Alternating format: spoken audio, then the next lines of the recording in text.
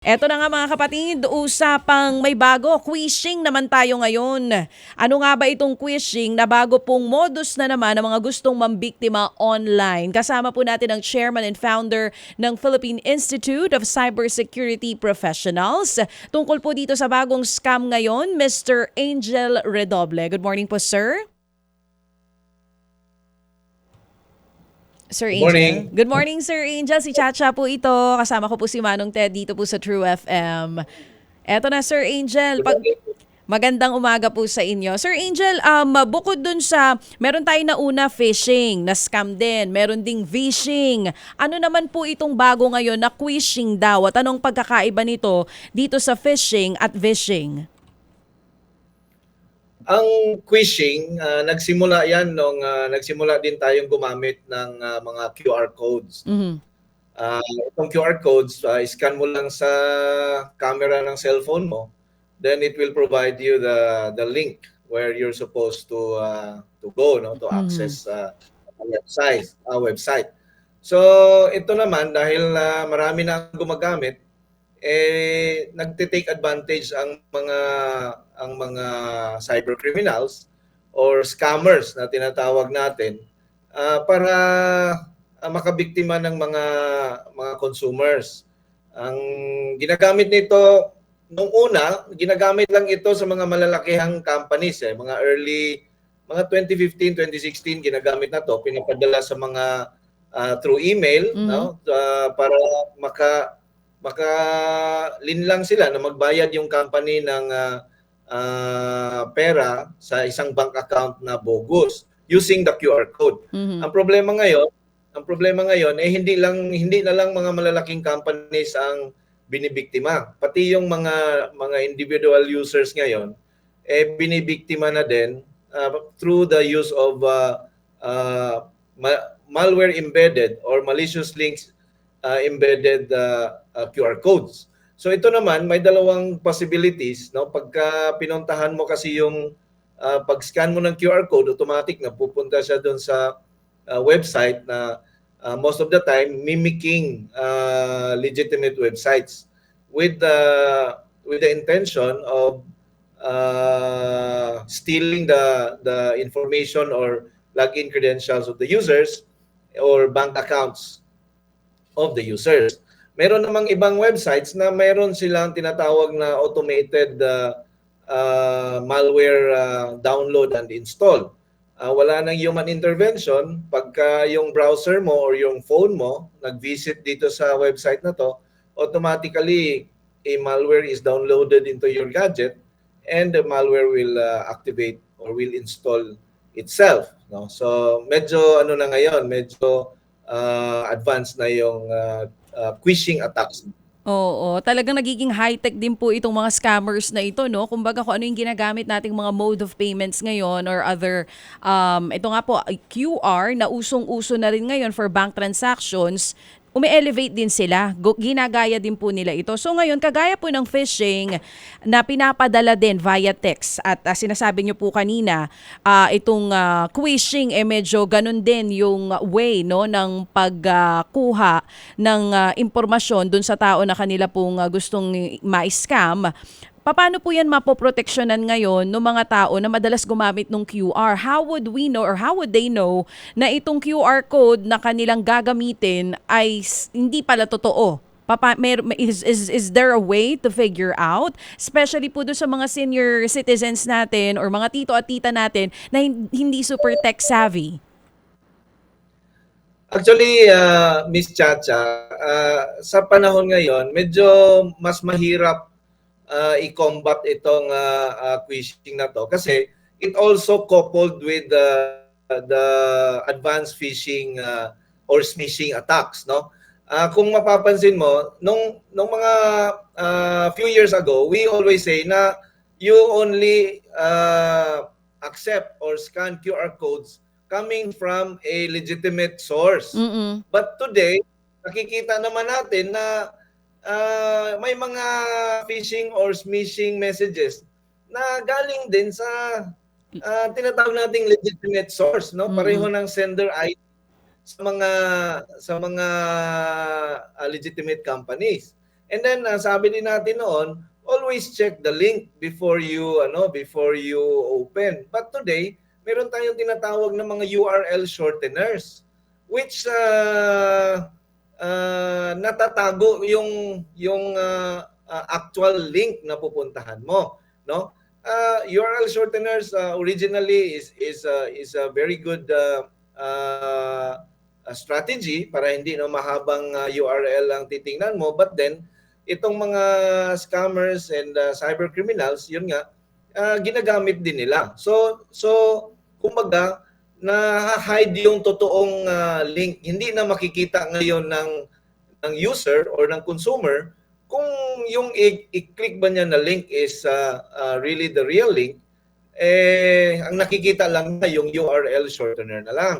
Ngayon, dahil URL shortener na lang, i-click ngayon, pagtingin nga ngayon sa website, pupunta siya dun sa website, ang dapat tingnan is yung mismong URL. Wag lang yung itsura ng website kasi kayang i-mimic, kayang i-mirror ng scammer yung itsura ng legitimate website eh. Ngayon, ang tingnan niya talaga yung nakasulat doon sa URL sa taas kasi minsan yung letter I gagawin lang nilang number 1.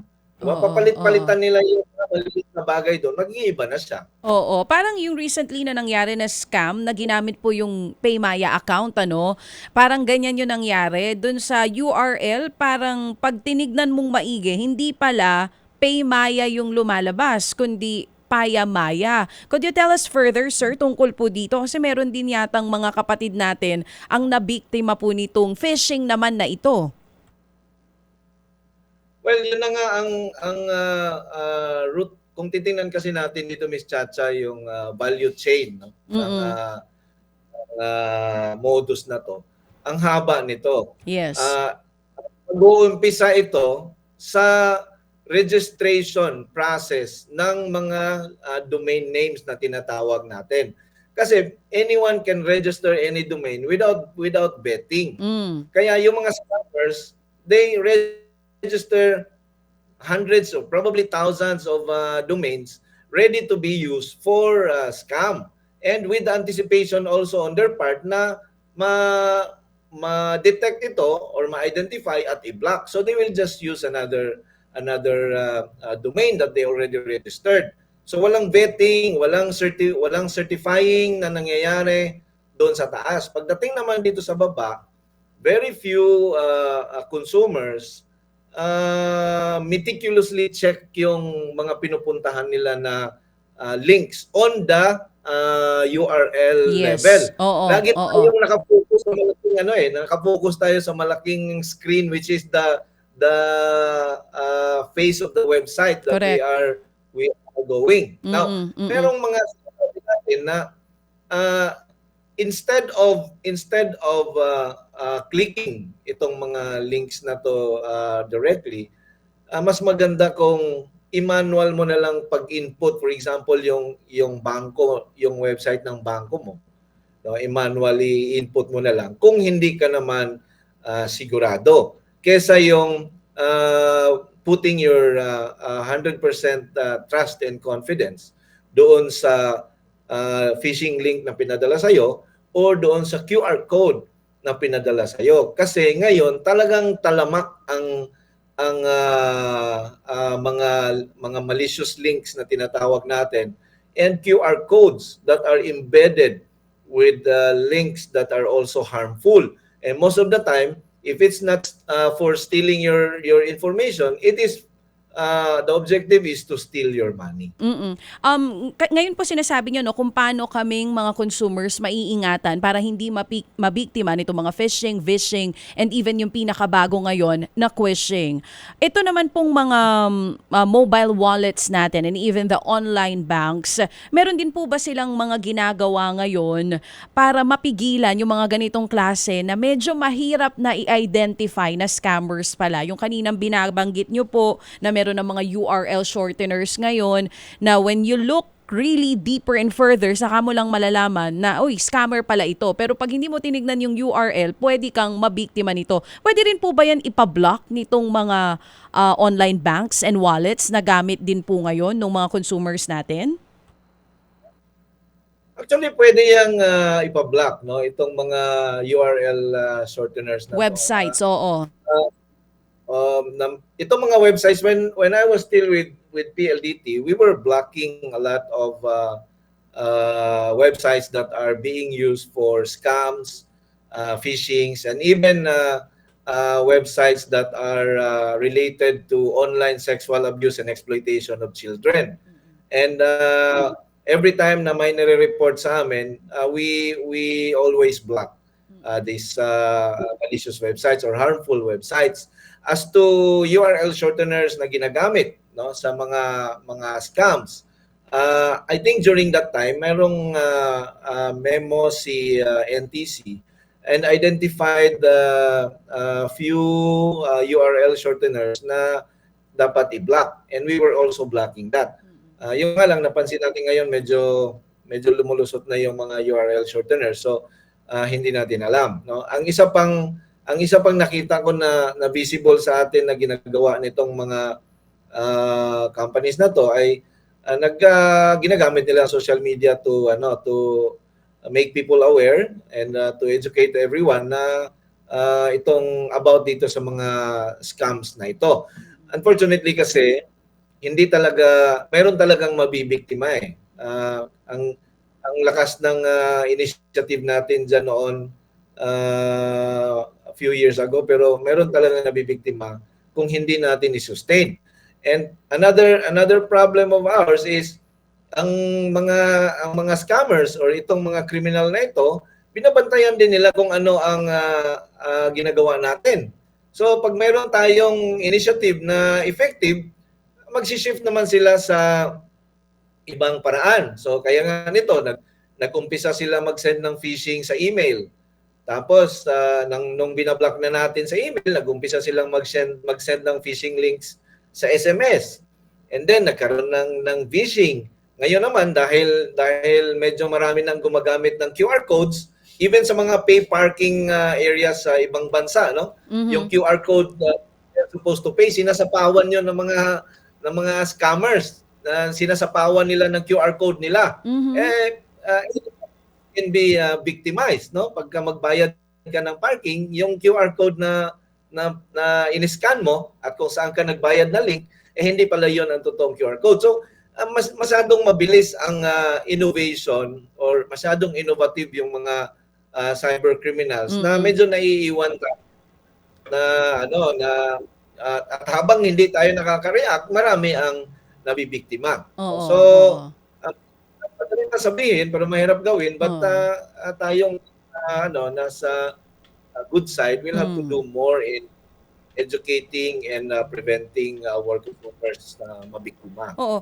Ginamit niyo po yung salitang innovative, itong mga cyber criminals na ito, and we have to do more. Pero ito po bang halimbawa, yung mga consumers na nag-iingat naman talaga, pero meron pa rin talaga, sabi niyo, meron pa rin mabibiktima, pero sapat po ba yung ginagawa ng ating gobyerno, maging ng mga private companies who owns online banks and digital wallets para po labanan itong parami na scam online? There was a time na bumaba yung I think that was last year or a year ago, more than a year ago. Bumaba yung based on sa statistics, bumaba yung victims nitong mga phishing. But as I've said, every time na may bagong modus ang mga scammers, tumataas naman yung victims, no? And ultimately, hindi tayo dependent tayo sa bagong modus na ilalabas, saka lang tayo makakagawa ng anong tawag dito, Panlaban po, antidote, oo. no? Pang-combat dito sa inilalabas ng mga scammers na ito. Yes, correct. Kumbaga mas nauuna silang... the best, Oo, sorry Sir Angel. Kumbaga mas nauunang mag-innovate itong mga scammers kaysa po sa atin. unfortunately, in this case, yes. No?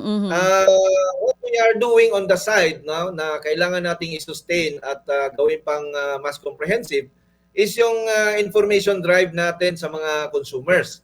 So, suggesting that all companies na merong mga services at merong client base, they will have to do more in terms of educating and informing their customers about this new and innovative modus. At in the same manner na while they are doing the education part, now they will have to do more also on the technology part. No? Sa cybersecurity naman, they need to improve more.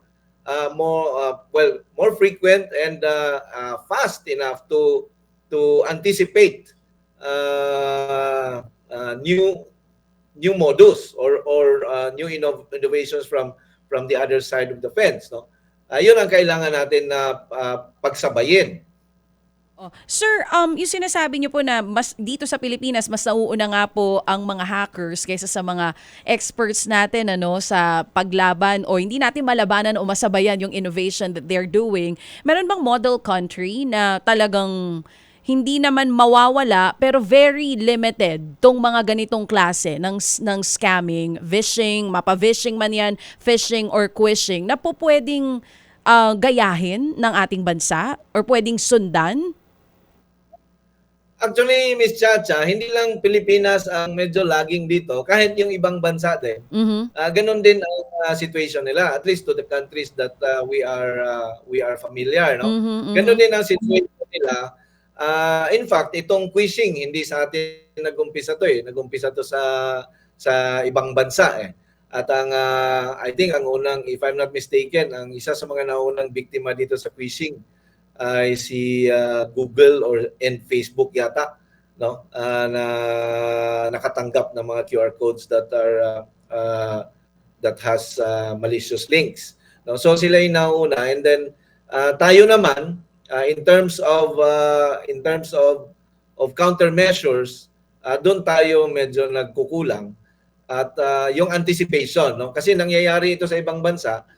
If we have visibility ng mga ganitong attacks, then supposedly dito sa atin we can already improve, no, kung mayroon tayong advanced information. So yung ating tinatawag na Cyber Threat Intelligence Initiative, kailangan natin paigtingin para yung mga, kung mayroong mga new scams, no, new cyber attacks that are victimizing our consumers, makikita na natin sa ibang bansa.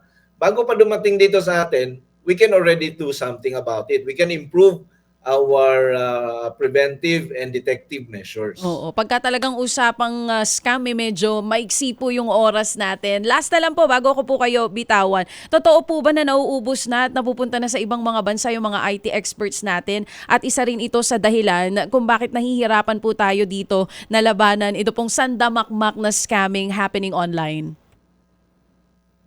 Well, maraming nagpupunta sa ibang bansa. Actually, hindi naman bago 'yan, no? Yung mga IT experts at saka cybersecurity professionals natin pupunta sa ibang bansa dahil unfortunately mas mataas ang compensation and benefits doon. But sa akin kasi, we already accepted that long time ago. So, we focus na on the newly grads. In the same manner na ang dami din nating graduates ng IT every year, at saka yung mga gustong maging cybersecurity professionals, no.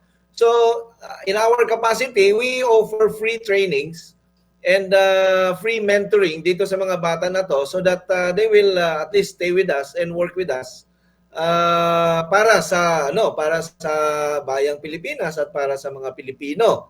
Kasi kailangan natin i-ignite yung kanilang spirit of patriotism at saka nationalism para dito, dahil tama yung assessment na lumalaganap yung mga cyber criminalities, pero yung mga good guys on the other side na mga counter sana nitong cyber criminalities na to ay hindi naman dumadami. But it should be a collective effort, no? Government, and private sector. Oo, very well said. Maraming salamat po Mr. Angel Redoble sa inyo pong insights ngayon dito sa pinakabagong scam which is squishing. Sa susunod po ulit sir, medyo kulang ang oras natin para bigyang papaalala po itong mga kapatid natin na nanonood at nakikinig po sa atin ngayon. Thank you so much Mr. Angel Redoble. Maraming salamat po, ang chairman nga and founder ng Philippine Institute of Cybersecurity Professionals.